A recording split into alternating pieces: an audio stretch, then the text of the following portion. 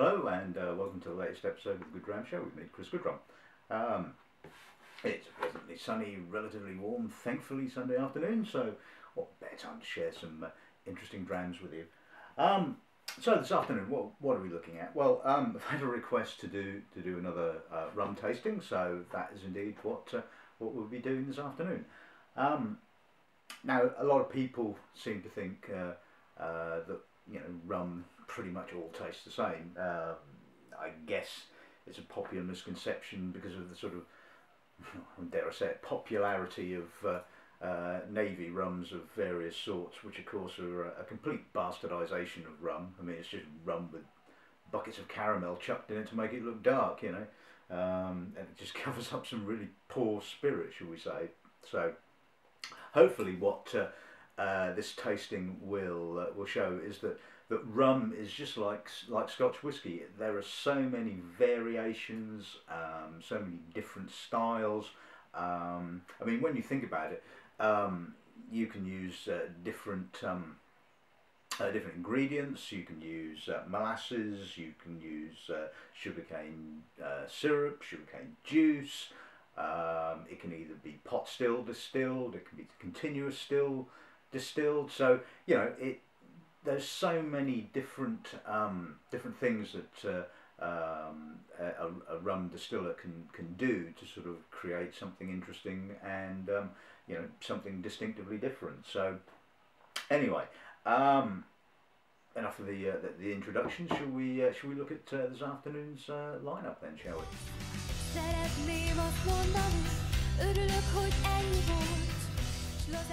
Right, okay, so I've had a dig around in the samples and what's left in, in these couple of bottles. I know that's probably about time I actually sort of showcase them before they completely disappear. So what we've got is four very interesting and distinctive rums for a variety of reasons. The first one we'll be looking at is I think a 2010 bottling. So no longer available. It was one of Murray McDavid's Renegade Rums. This particular one was from the Port Morant distillery in Guyana. It was distilled in 1991, which made it a 13-year-old. It was then finished in ex-Giguel Hermitage casks, which is obviously Syrah. So it's a wine cask finished rum, which is very unusual, and as far as I'm aware, Murray McDavid were, whether they still do them I have absolutely no idea, as I never get samples anymore, take note.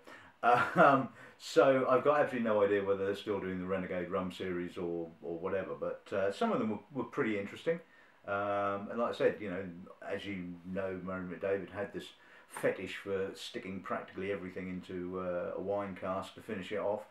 Some things of which worked and some didn't, obviously. So we'll see how that one goes on. As you can see, pretty light. You know, there's only a little bit of a sort of a reddy orange tinge there. So hints at the fact that the finishing cask might be quite light. So we shall see. Second sample I have here is this bottle. It's the Ron Zacapa Solera Gran Reserva 23. Now, interesting thing, Guatemala, so it's from the Americas rather than from the Caribbean. It's one of the only that I think, I could be wrong in this, rums that is distilled from sugarcane honey, and I think it will show that it, to me, when I tasted this, it kind of bridges the gap between your traditional sort of molasses-based rum and your agricoles, which this is, we'll get onto that in due course. So I think it's a lovely rum. I mean, it's apparently this particular bottling, it was supposedly rums that range between 6 and 23 years old.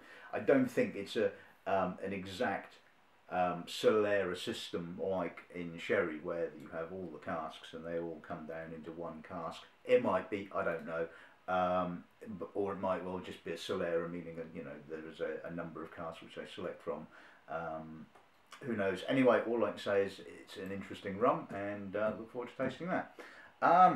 This one's another wine finished one. This is a slightly older bottling, another one of the Renegade Rums. from the Trinidad distillery. It was distilled in 1991. It's a 17-year-old, and this one was finished in Chateau Lepine casks, that well-known Bordeaux distillery. So as you can see, a little bit heavier on the colour, so possibly a little bit more wine influence, but obviously we'll see when we get to taste that particular one. And finally, this one is a very interesting bottling. It's from the Trois Rivieres distillery in Martinique, so one of the French islands. Now, the French islands tend to create rums which are called agricoles. Now, agricoles are distilled from sugarcane juice, and what that tends to give the finishing spirit is very much a kind of vegetal, herbal, sometimes almost peaty kind of character, which some of it should be found in the Ron Zacapa, and which is why I said it kind of bridges the gap, because it tends to have a bit of each of the styles, a bit of the molasses style, a bit of the agricole style, but obviously we'll see when we get to that. This particular one is the expensive, well, one of the expensive ones they do. It's the Fût Unique, or otherwise known as single cask bottling. It was distilled in 1998, bottled in 2008, from a Missouri American oak cask, 124, bottle number 527.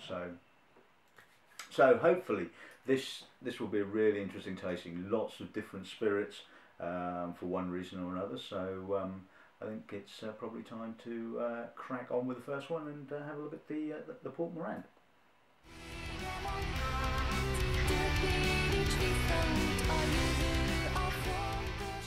Right, okay, so as I was saying, it's quite light, and one would imagine that's going to make the finishing cask, the Hermitage cask, sort of fairly light. So let's see what the nose gives us.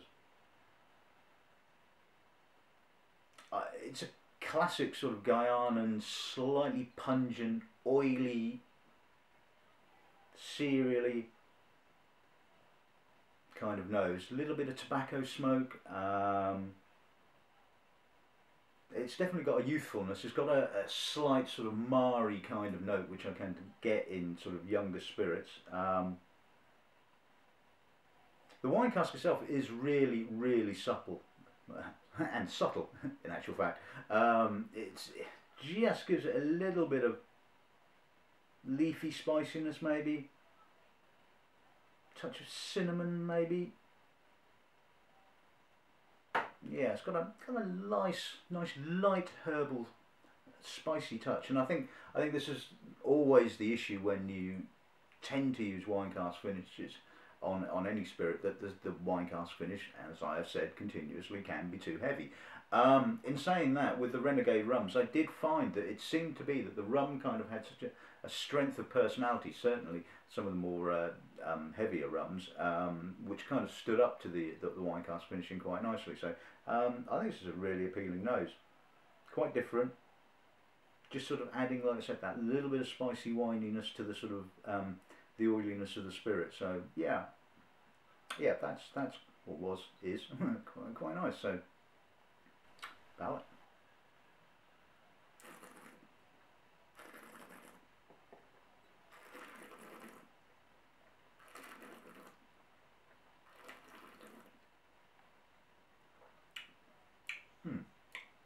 Young, slightly marry, oily, nice spiciness, a little bit of dried fruit, light in character, as Guyana whiskies can, Guyana rums can often be, but finish, the wine cask comes through on the finish more with a nice sort of spiciness. Does dry a little bit, although it could be because the sample has been hanging around for quite a number of years, but it's got a nice length, nice continuation of the sort of the dried fruit theme.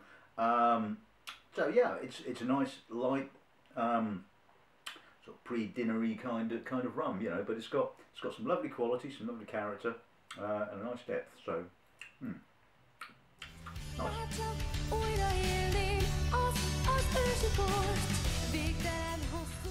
Right, okay, on to the Ron Zacapa then.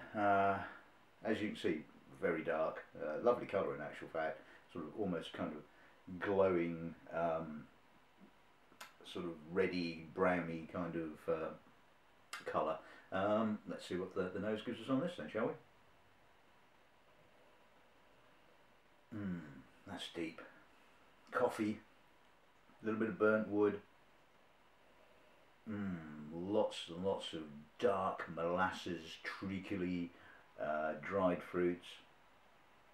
Little bit of Mari spirit just on the edges. Obviously hinting at the younger component in this blend. A little bit of cigar smoke, bit of ash, a little bit of herbalness. Mind you, if you sniff a little harder, you tend to get a little bit more of that slight vegetal character, which I was talking about. And obviously, it's nowhere near as pungent as the agricoles, which we'll obviously sort of find out when we get to it. But it does have that sort of nice crossover kind of quality. Oh, it's just a lovely depth. That really is a superb nose. Like I said, lots of dried fruit, bit of burnt wood, bit of ash. Really complex.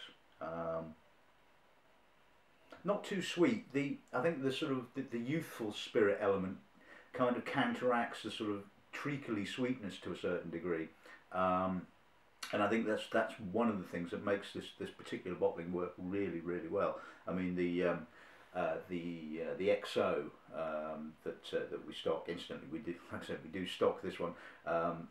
It's got sort of like immense depth.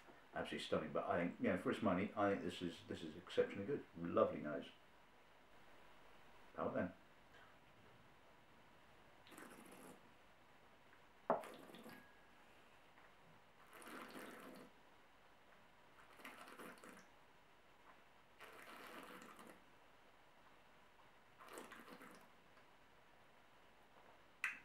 Oh, that's so smooth.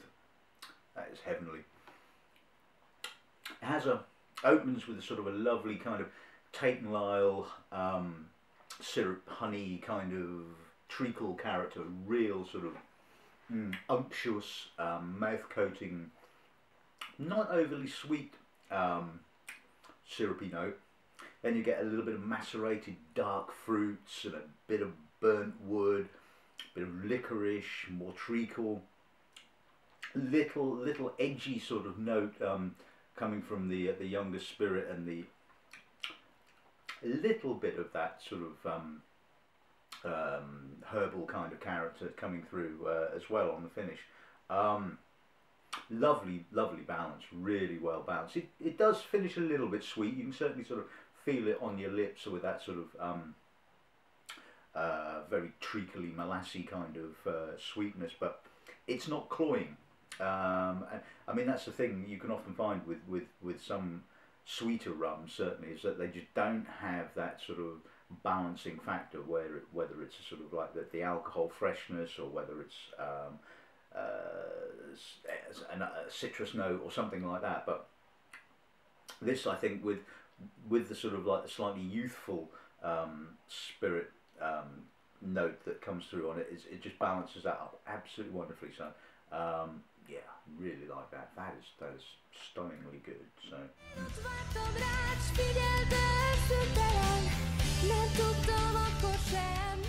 Right, okay, on to the Trinidad. Like I said, finished in at Chateau Le Pin Bordeaux casks. Let's see what the nose gives us on this.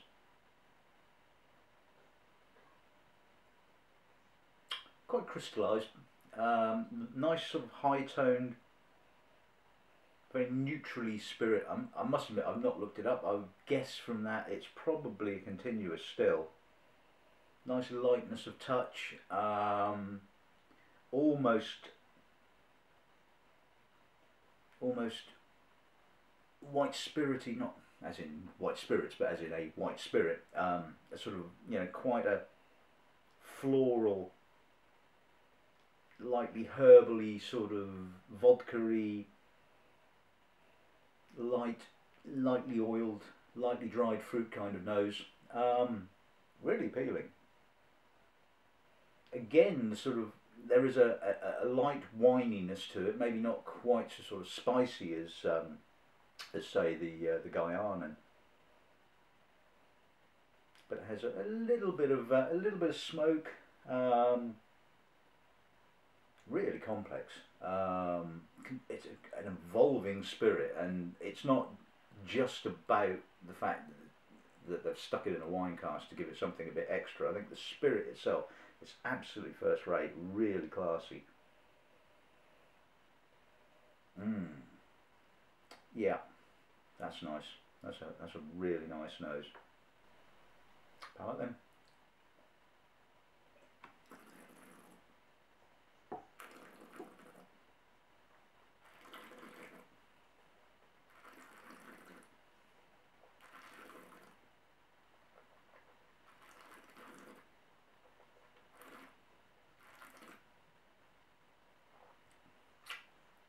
Oh, wow, that's got a spicy kick to the end. Oh, that's lovely. Where do we start with this one? Quite sort of tropical, sort of macerated tropical fruit, bananas, a little bit of apricot. White chocolate, got a lot of white chocolate to start off on that. Really interesting, sort of bit tannic, dusty, certainly on the finish, but again, a little bit of treacle, a little bit of molasses, but oh, it's just got that spicy nip to it. You know, it's almost like sort of not quite a grain whiskey kind of nip, but it certainly has a wonderful cleansing nip right at the finish, which again would kind of lead me to believe that this is a continuous still.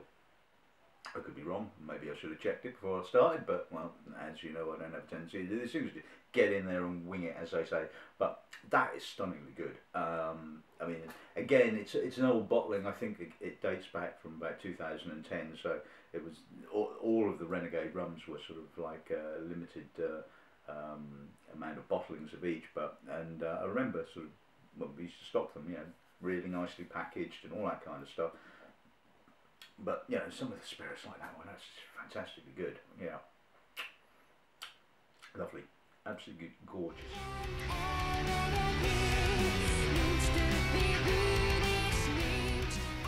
Right, okay, finally, let's have a look at the agricoles. Right now, the agricoles are like your Islers.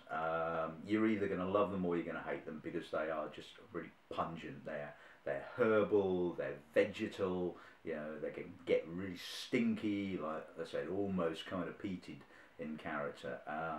And yeah, it's a sort of, you know, an incredible spirit. I mean, I love them, and I think if you love your sort of like your Islay malts, you love your peaty whiskies, you love all of that kind of herbal sort of, you know, character, then you know these are the sort of whiskies that you need to have a look at. Like I said, the agricoles tend to come from the French islands. It's maybe the quirk of the French, and we all know the French can be bloody quirky at times. So anyway, shut up and let's stick my nose in the glass, shall I? Oh yes, oh that's medicinal. Band-aids, herbs. Oh, it's just got some gorgeous to die for orange. Oh, it's just luscious. Liquid orange. A little bit of spice, a little bit of cumin maybe? Possibly cumin. It's got a sort of a dusty sort of slight tannin. A little bit of violets maybe. Oh, it's more medicinal. Oh, just, that's gorgeous. Absolutely stunning. I mean, you know, this is not cheap. It's 90 odd quid's worth. But my God, this is stunning. And you don't see very many single cask rums in actual fact. It's quite, so it's quite unique. Like I say, food unique. So, God, that's good. A little bit of roasted coffee, tobacco. More of that violets. Oh, it's just every time you stick your nose into that, you're just getting something different. I mean, and that's what great spirit is all about. And this is a great spirit, no doubt about that. Absolutely stunning. Right, palate then. Oh, before I stick it in my mouth, I want to tell you what the ABV is. It's bottled out. It's natural cask strength, which is 44.8 in actual fact. So anyway, just as an aside there before I taste it. So anyway, palate.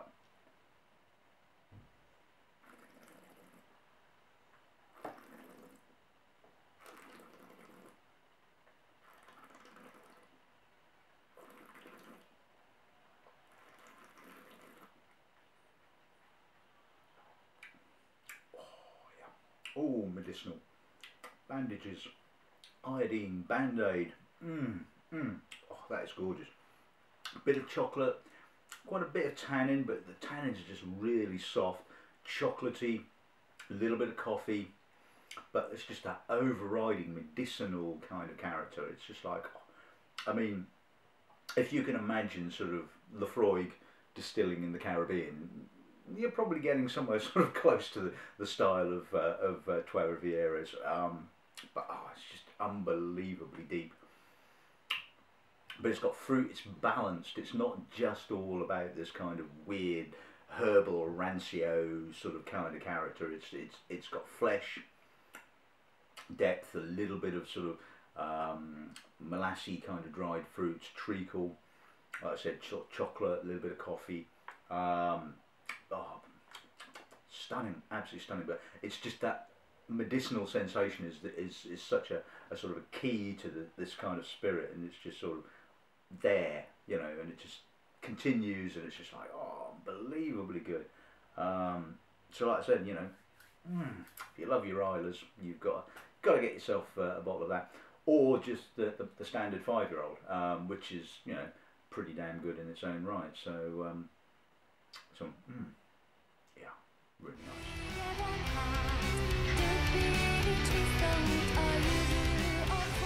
Right, okay, shall we sum these up then? So rum. It's not boring, it's not dull, and it's pretty damn complex. Yeah, lovely stuff, isn't it? Like I said, I mean, the Guyanan was a lovely light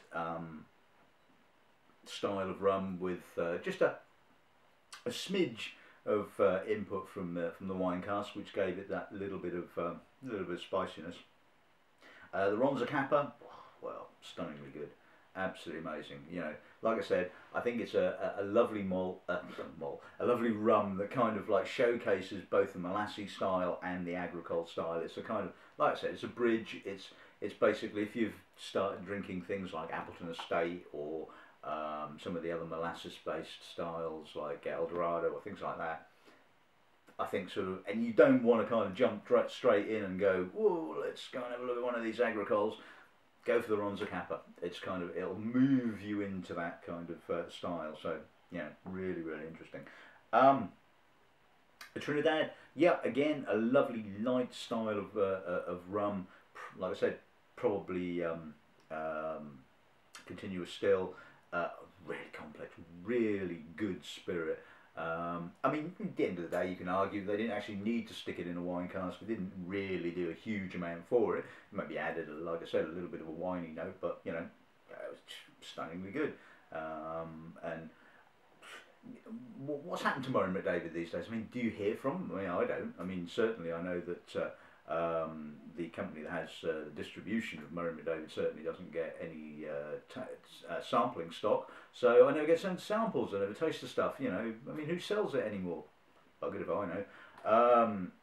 So, you know, well, if you happen to be watching this video, then, you know, send me some samples, and because some of the stuff you bottled was exceptionally good, some of the stuff you bottled was exceptionally, but, you know, we won't go into that. We're not here to cast dispersions, as they say.